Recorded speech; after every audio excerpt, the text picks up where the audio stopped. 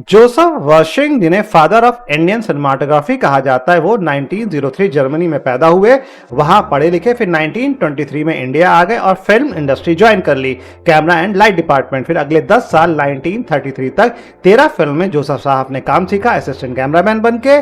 फिर असिस्टेंट से आप कैमरामैन बन गए, सिनेमाटोग्राफर, और 1939 तक जोसेफ साहब ने 17 फिल्म शूट करी एज अ कैमरामैन और पूरी फिल्म इंडस्ट्री तारीफ कर रही है उनके काम की।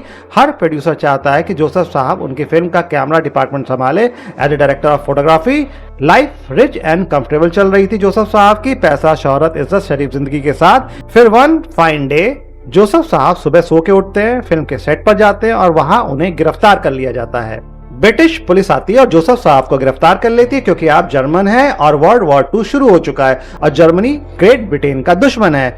1939 से 1947 तक जोसेफ साहब को जेल में रखा जाता है, पूरे 8 साल, फिल्म से दूर, फिल्म इंडस्ट्री से दूर, 3 अलग अलग जेल्स में, कि कहीं आप किसी तरह से जर्मनी हिटलर की मदद न कर सके। जबकि जोसेफ साहब का हिटलर से कोई लेना देना ही नहीं था, हो सकता है उन्होंने हिटलर को कभी देखा भी ना हो।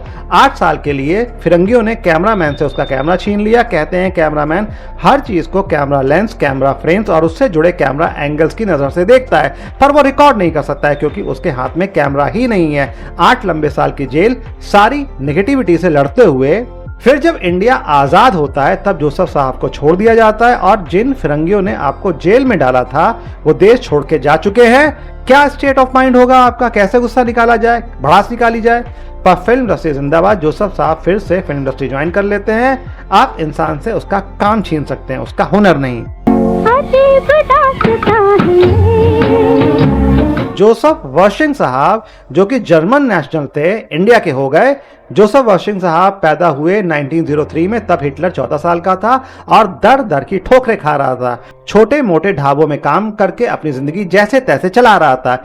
एक मजे का फैक्ट ये है कि हिटलर को एक्टिंग का शौक था और वो academy of fine arts Vienna में एडमिशन लेना चाहता था 1907 में, पर हिटलर की एप्लीकेशन रिजेक्ट हो जाती है क्योंकि हिटलर ने अपनी सेकेंडरी स्कूल की पढ़ाई पूरी नहीं की थी। जरा सोचो, अगर हिटलर का admission academy of fine arts में हो जाता तो ये पॉसिबिलिटी बहुत होती कि हिटलर एक एक्टर बन के निकलता और जोसेफ वर्शिंग साहब सिनेमाटोग्राफर।